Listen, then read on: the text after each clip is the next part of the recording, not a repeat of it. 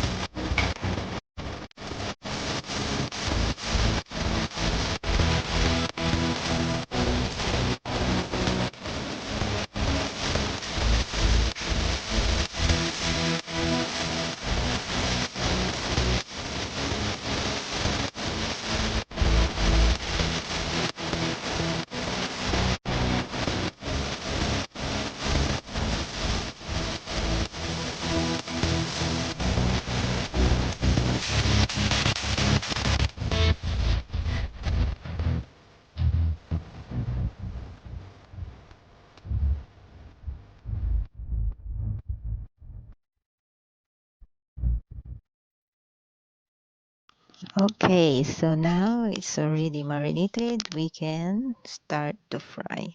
Okay, so here we are, and the cornstarch. This is the cornstarch guy. Okay, guys. Then we fry. Okay, dip to the cornstarch and then fry. Okay, guys. As you can see, dip it with the cornstarch so it will be crispy, and then sprinkle with the spicy salts. Okay, guys.